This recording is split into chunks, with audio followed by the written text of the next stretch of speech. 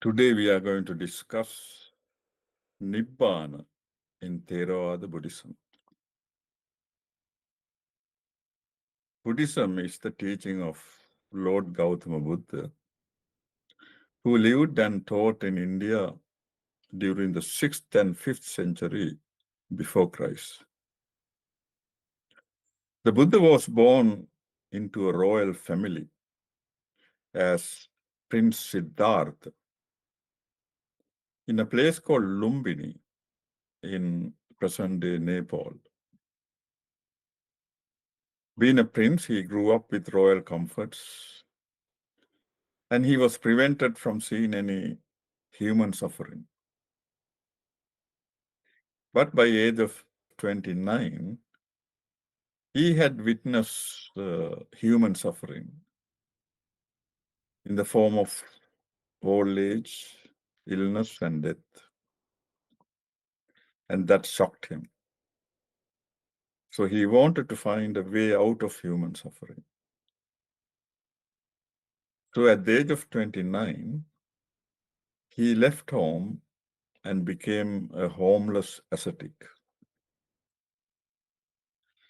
For the next 6 years, he practiced severe austerity and self-mortification, believing that that will bring enlightenment and liberation from suffering. And during those 6 years, he was supported by 5 ascetic companions. Due to severe austerity, he became severely emaciated and he nearly died. But it did not bring the enlightenment and liberation from suffering that he was expecting. So he gave it up and started meditating under a tree in Bodh Gaya, India. He meditated on in-breath and out-breath, Anapanasati Bhavana, and he was successful.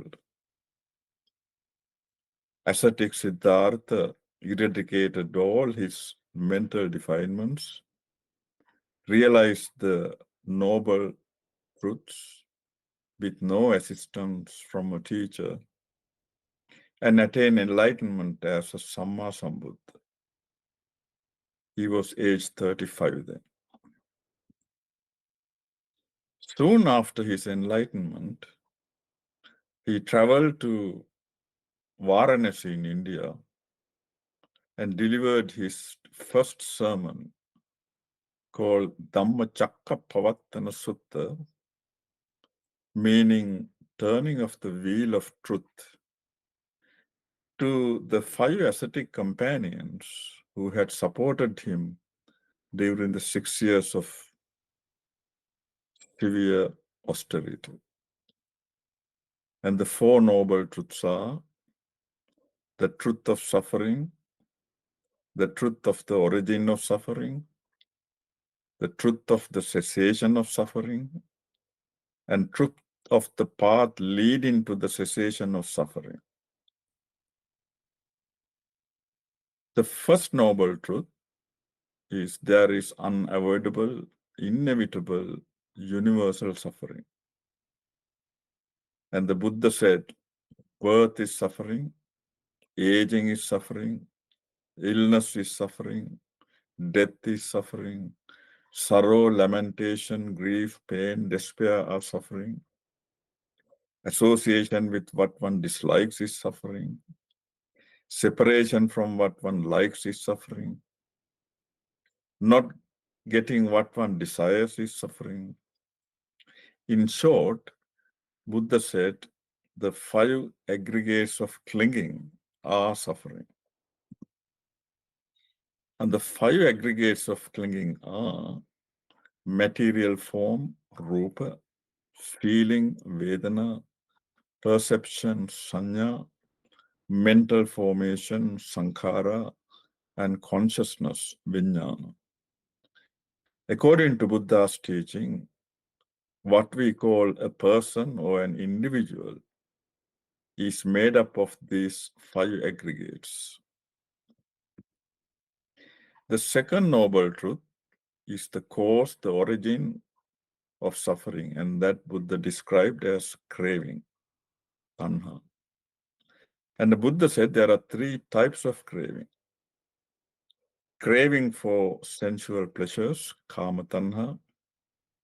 Craving for becoming or existence, bhava tanha. And craving for non-becoming or non-existence, and that is vibhava tanha.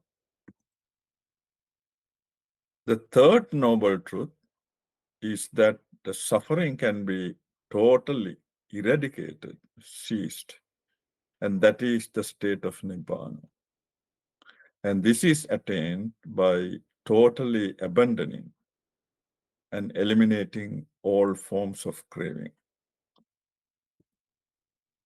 The fourth noble truth is the path leading to the end of suffering, and that is the Noble Eightfold Path. Buddha described it as the middle path. The Noble Eightfold Path provides practical steps that one can follow and attain enlightenment and liberation from suffering, Nibbana. There are 8 factors of the Noble Eightfold Path, and they are right view, Sammaditthi, right intention, Samma Sankappa, right speech, Samma Vacha, right action, Samma Kammanta, right livelihood, Samma Ajiva, right effort, Samma Vayama, right mindfulness, Samma Sati, and right concentration, Samma Samadhi. So Nibbana is the third noble truth, and that is complete cessation of all forms of suffering. And when one attains Nibbana, one is freed from the cycle of birth and death, and that is samsara, with no more rebirth. And Nibbana can be attained by cultivating the Noble Eightfold Path that the Buddha described. The ultimate goal of a practicing Theravada Buddhist is to attain Nibbana and escape from all suffering and from the cycle of birth and death, samsara. Now, Theravada Buddhists in many Theravada Buddhist countries, when they perform meritorious actions, they chant the following verse in order to aspire to attain Nibbana. Idam me punyam asavakkaya vaham hotu. Idam me punyam Nibbanassa pachayo hotu. May I attain the extinction of the defilements by this meritorious deed. May my meritorious deed be the cause of Nibbana. We need to remember, of course, that Nibbana cannot be attained by just wishing or praying for it. Because the Buddha said the only path to attain Nibbana is to cultivate the Noble Eightfold Path. Now, Nibbana is a word in the Pali language. Ni means absence, Vana means craving. So, Nibbana means absence of craving. In the Sanskrit language, it's called Nirvana, and that means to blow out, to extinguish the flame of craving. So Nibbana is complete eradication of craving, tanha. And because of that, the Nibbana is also called tanhatraya. And Nibbana is also complete extinguishment of the 3 unwholesome roots of greed, raga, ill will, dosa, and delusion, moha. In the Buddha's higher teachings, known as Abhidhamma, the Buddha has described two realities in this world, and that is conventional reality, Sammati Satcha, and ultimate reality, Paramatta Satcha. Conventional reality refers to all things in this universe that are described in conventional terms. Buddha described four ultimate realities, and they are consciousness, mental factors, materiality, and Nibbana. So Nibbana is an unconditioned Dhamma, Asankata Dhamma. Everything else in this universe are conditioned Dhammas, such as the five aggregates. So conditioned Dhammas are caused or conditioned by other causes. And when those conditions and causes cease or change, those conditioned Dhammas also cease. And they also have the three universal characteristics, namely, they are impermanent, anicca, they are unsatisfactory, dukkha, and there is no self, anatta. And all conditioned Dhammas are also subject to birth, decay, and death. And Nibbana has none of those characteristics because it is an unconditioned Dhamma. Now, Nibbana is beyond any form of conceptual thinking. And because of that, Nibbana cannot really be properly described or explained in worldly conventional language or by any worldly logic or reasoning. And Nibbana is also beyond any concepts like the time, space, and definitions. So Nibbana can only be described in metaphorical terms. And Nibbana can only be fully understood by only those who have actually realized Nibbana. And trying to describe Nibbana to someone who has not attained Nibbana is something like trying to describe what a color is to a person who has been blind from birth. And when we look at the Buddhist literature, there are at least 46 different terms that are used to describe the state of Nibbana. And these terms have both positive and negative connotations. But they are all relative terms because Nibbana cannot be described in any conventional terms. And some of the negative terms that are used to describe Nibbana are the deathless, amata, unafflicted, the unoppressed, the sorrowless, non-becoming, anuppada, non-existence, agati, cessation of existence, bhava nirodha, cessation of suffering, nirodha, cessation of old age and death, and some positive terms are purity, suddhi, security, kemam, release, vimutti, peace, shanti, sublime, panitam, island, deepa, and other positive terms like the refuge, further show, serenity, freedom, emancipation, ultimate liberation, perfect bliss, perfect wisdom, supreme happiness, and it goes on and on.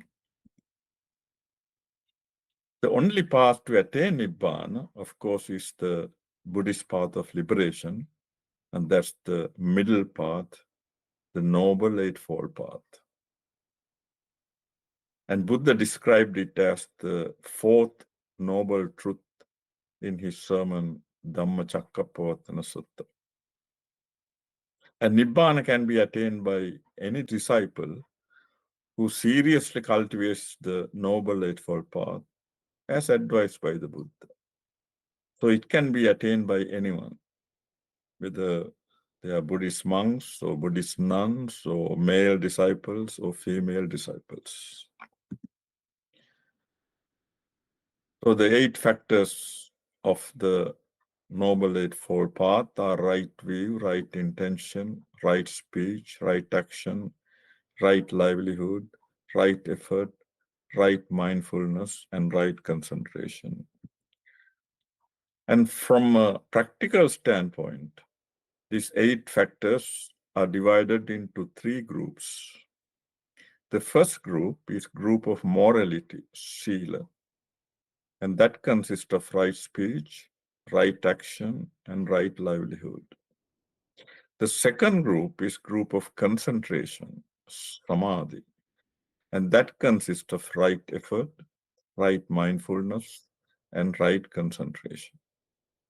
And the third group is the group of wisdom, panya, and that consists of right understanding and right intention. Now let us look at each of the 8 factors. And the first factor is right view, samadhi, and that is correct understanding of the 4 noble truths, that there is universal suffering, the cause of suffering is craving, the cessation of suffering by eradicating craving, and the path leading to the cessation of suffering. The second factor, right intention, samma sankappa, right thinking, right thoughts. And there are 3 aspects of right intention. Right intention of renunciation, nekkhamma sankappa, and that is to counter the wrong intention of sensual desire.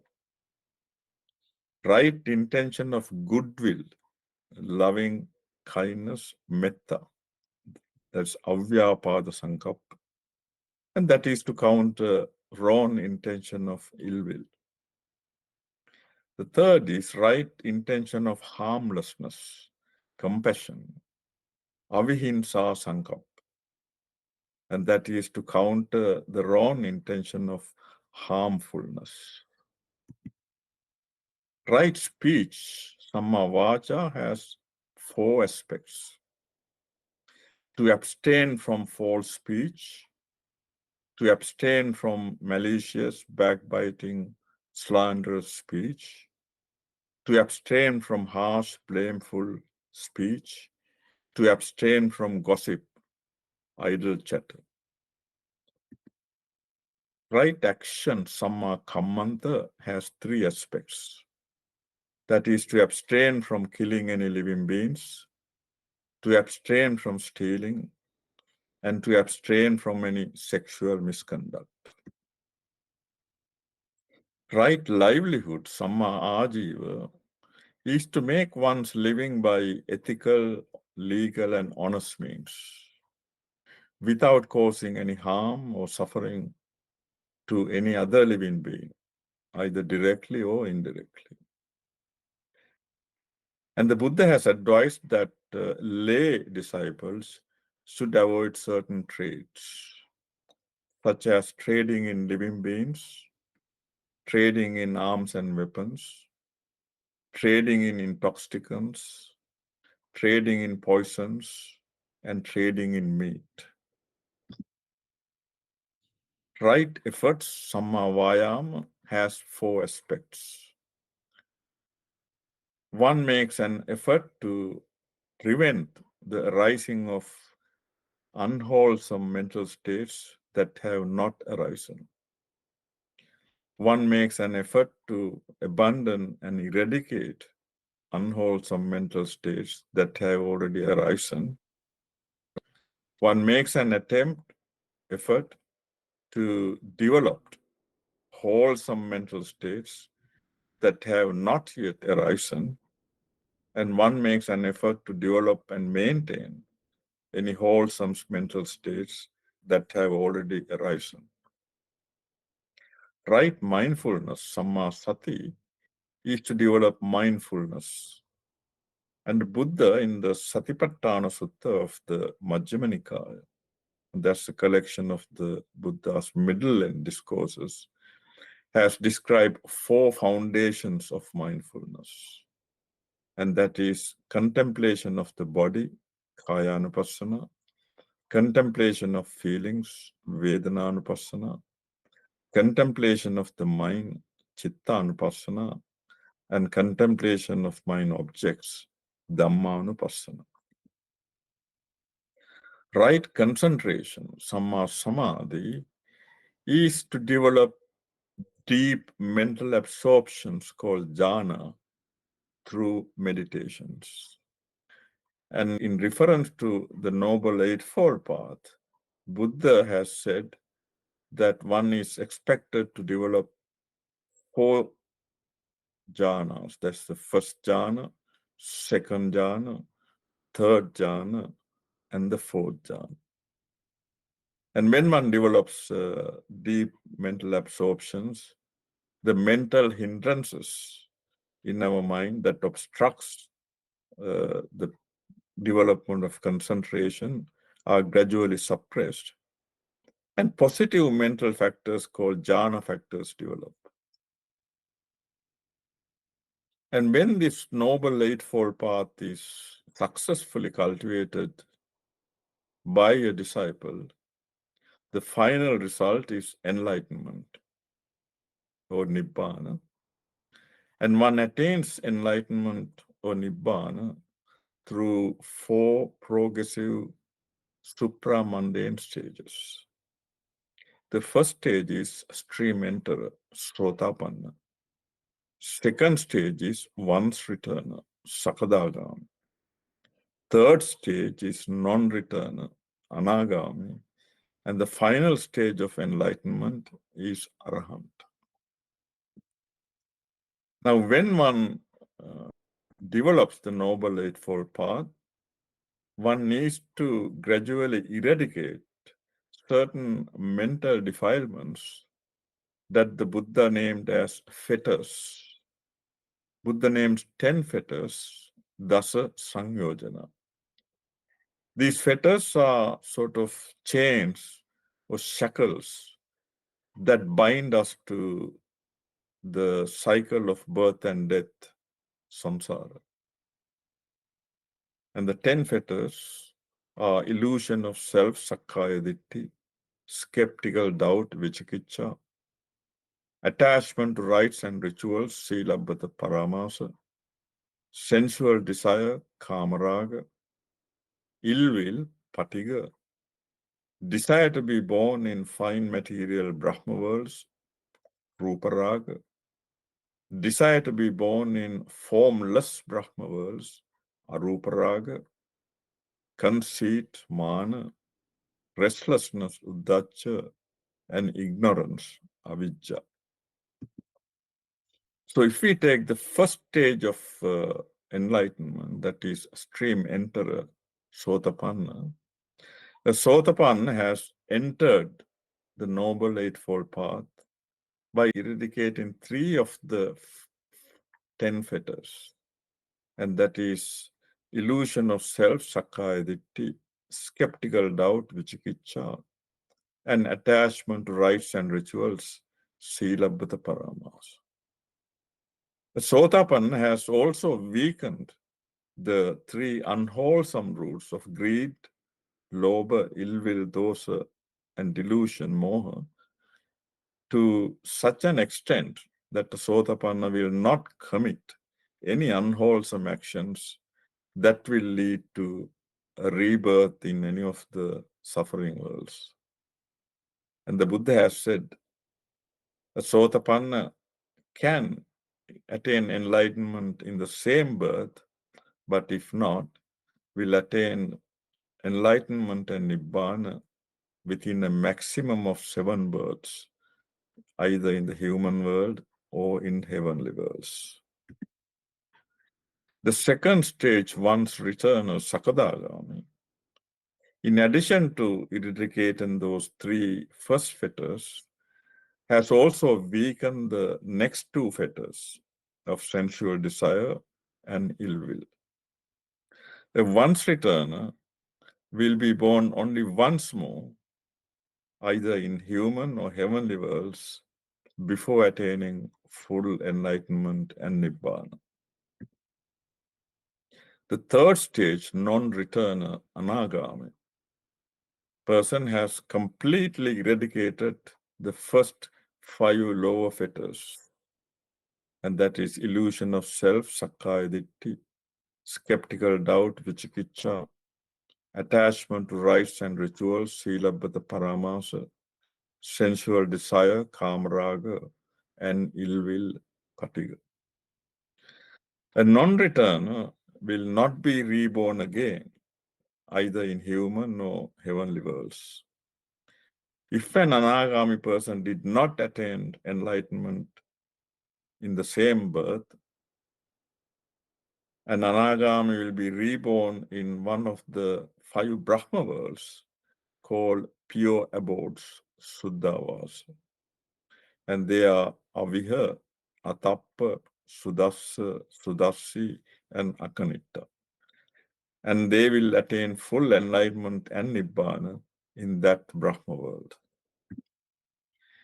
So the final stage of enlightenment is Arahant. An Arahant has completed the Buddhist path of liberation, this Noble Eightfold Path, and has eradicated all the 10 fetters. An Arahant is fully enlightened and has attained Nibbana. So an Arahant is free of all suffering and free from the cycle of birth and death, samsara, and there is no more rebirths. Now, after attaining Nibbana, an Arahant continues to possess the five aggregates. That's material form, rupa, feeling, vedana, perception, sanya, mental formation, sankhara, and consciousness, vijnana. But an Arahant has no attachment or clinging to the aggregates. And this state of Nibbana, of an Arahant, with this residue of aggregates, is called Nibbana with residue, Taupadisesa Nibbana. An Arahant who has attained Nibbana continue to perform normal physical actions during the day-to-day life, but they are not influenced by the root mental defilements of greed or ill will or delusion. And at the time of death of this physical body, that's parinibbana, the five aggregates will disintegrate and the Arahant will reach the end of the life process. And that is the absolutely unconditioned Nibbana, called Nibbana with no residue, Anupadisesa Nibbana. Now one may wonder as to what is there after Nibbana. According to Buddha's teaching, Nibbana is the absolute, ultimate truth. So if there is going to be something at all after Nibbana, then Nibbana can't be the ultimate truth.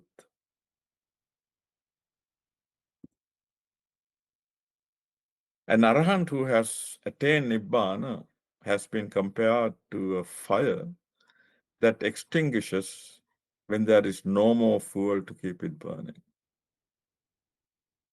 It is impossible to say whether a fire exists in some form or not after it has been extinguished, or in which direction it went. Nibbana is a transcendental, unconditioned state and is outside the natural law of cause and effect. So it is not the result or product of something else or some process. Nibbana is the supramundane state of ultimate happiness. Nibbanam Paramam Sukham. Thank you very much.